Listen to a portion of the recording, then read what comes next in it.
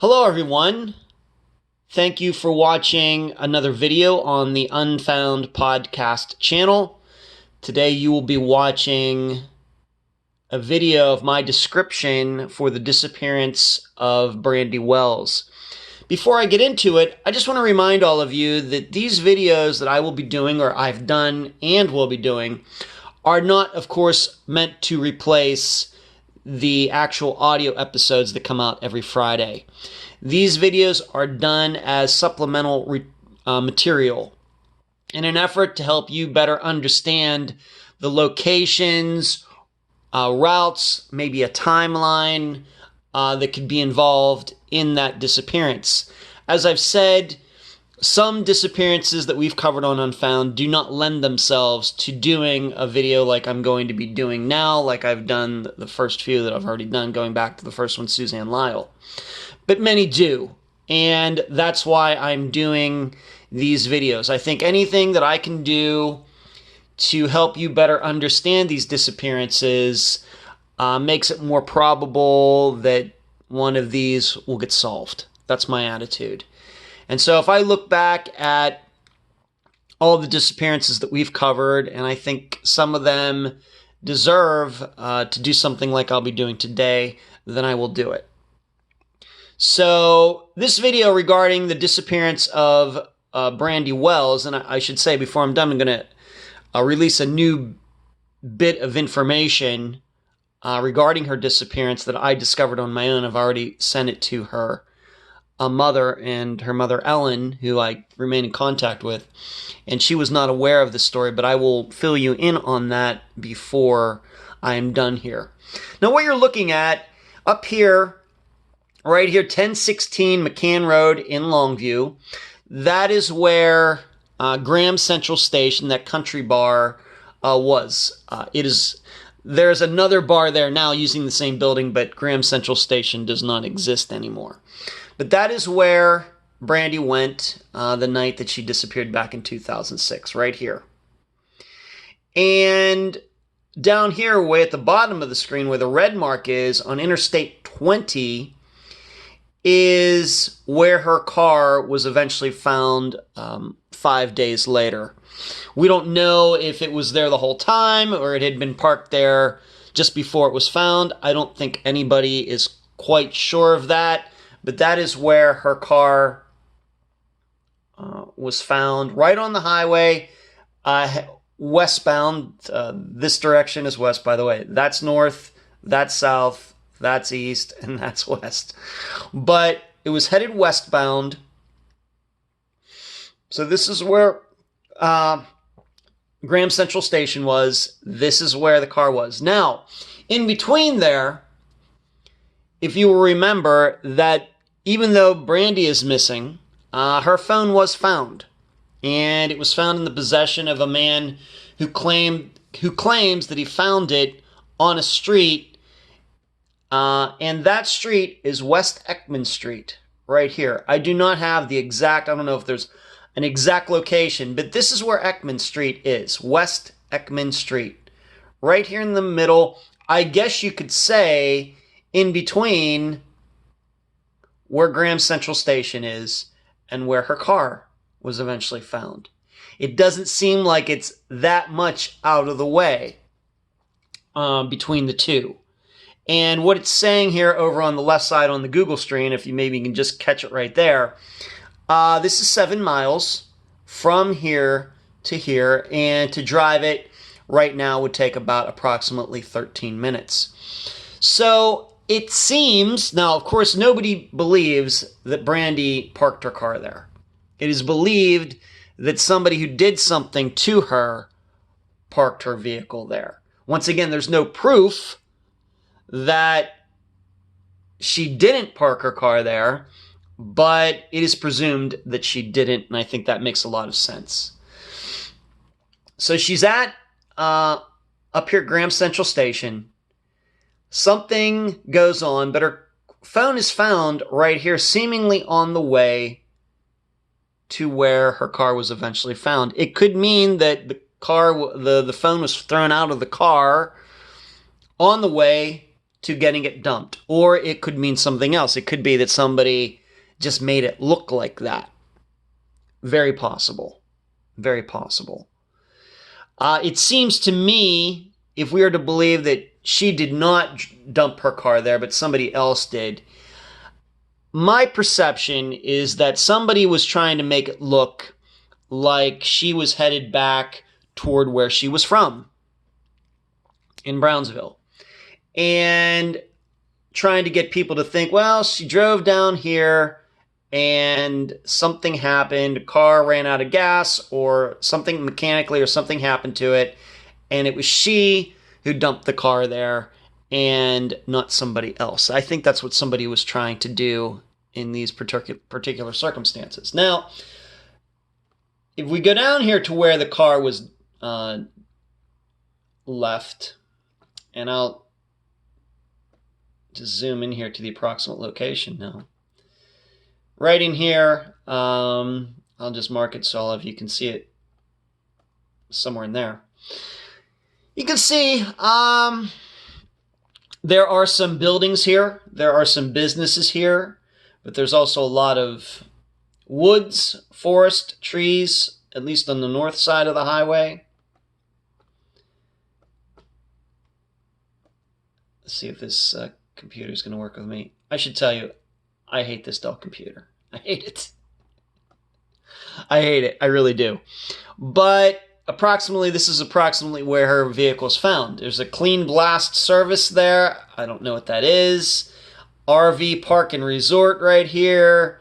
So there are some businesses there, but there are no...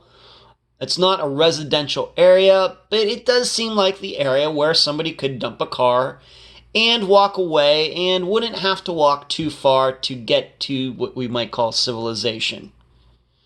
So it's not dumped out in the middle of nowhere, out in the middle of a national forest, let's say. So this is a situation where you could believe that this could have been a one-man operation.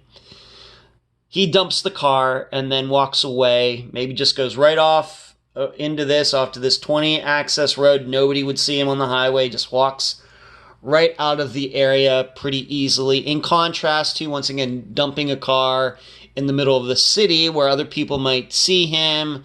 Video, of course, might capture him, etc. So there's that. I just wanted to give you a zoom in of the approximate area where her car was left, right there on the highway. Now, as far as West Ekman Street, which is up here, this is in a, let's see if I can type that in there for you. For me too.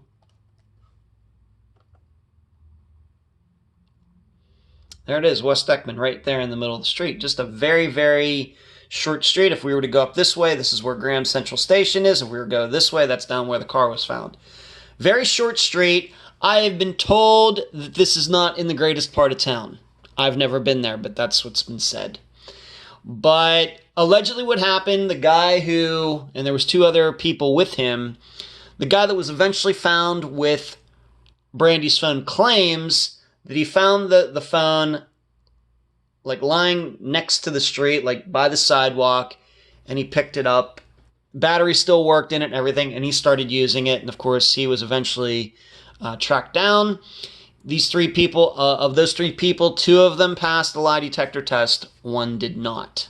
Regarding Brandi and the phone and everything else concerned with her disappearance, you can judge that for what it's worth. We do know that polygraph tests can make mistakes. But he claims that the phone was found on this street right here. So possibly somebody coming down this way takes a little detour, throws the phone out of the car, gets back on the street, and goes down to where the car was found. A possibility among many. And how long the phone was there, if we're to believe this guy in believing that he did find it just on the street, we don't know how many days it was there, or if it was there an hour before he picked it up or a day before he picked it up. I'm not sure that we know how long it was there before he picked it up. So those are the locations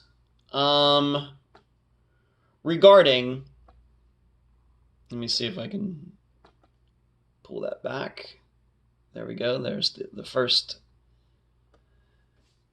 map that I showed you. Now there's something else I told you I wanted to supplement this video with some news that I just found. You should know that back, I interviewed Ellen Jane, Brandi's mother, in 2017. Well, in 2018, a lawsuit was brought against at least one of the owners of Graham Central Station. You have to remember that Brandi disappeared in 2006, but this lawsuit was not brought until 2018. And it was brought by a man who worked, you might say, like for some sort of liquor control board or something like that, a part of the government, alcohol enforcement, license enforcement in the state of Texas. He brought a lawsuit against one of the owners of Graham Central Station, and you should know this article is linked in the Facebook, the Unfound discussion group on Facebook right now if you'd like to read it for yourself. But this guy, his name is Marcus Stocke, S-T-O-K-K-E. He brought a lawsuit claiming that the Graham Central Station was in his area of enforcement, and that he knew that there had been one, if not more, probably a lot more, there had been sexual assaults at Graham Central Station, either on the premises or near it. And he brought those concerns about what was going on at Graham Central Station to his superiors. Well, it just so happens that one of the owners of Graham Central Station was a Texas politician.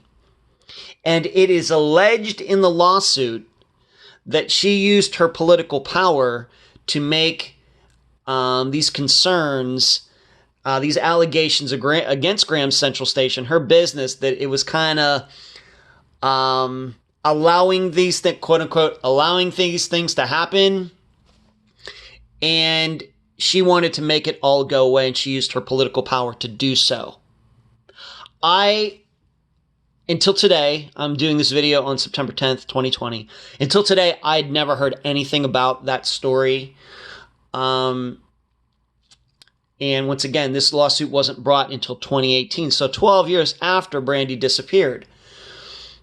So you can figure that into your calculations. But it is the first that I've heard that something like that could have been going on in that property. This news was not out. Once again, I did the interview in 2017. This lawsuit didn't come out until 2018. So we couldn't even talk about it even in 2017 because the lawsuit hadn't happened yet. But these are the allegations. Now, what happened in this lawsuit, I was unable to find the results of it. It might have just been a political hit piece by this Marcus guy, something that he was ticked off about, and he was just trying to go after somebody well-known. I don't know. But when you figure that Brandi Wells disappeared while being at Graham Central Station, she left there, but she was there, and then there are allegations later that there could have been sexual assaults, other types of violence going on near or on the Graham Central Station premises, that's going to get anybody's attention.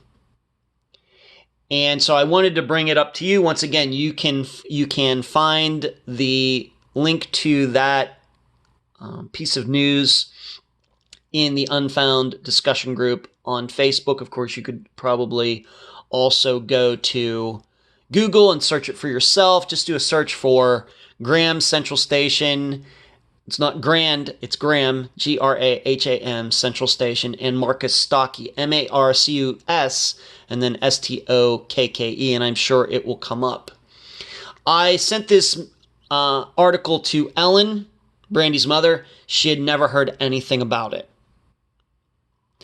So it may be that there is another angle that can now be researched in 2020. Well, if there were sexual assaults there and any of these men, most likely men, were caught and charged, Let's take a look at those guys. Is it possible that one of them could have been going to Graham Central Station way back in 2006? And maybe they were using Graham Central Station as their own personal hunting ground. I think that would be worth somebody's effort. So there you go. There's the map and this news. I hope you enjoyed this video, and more will be coming soon. Thanks for watching.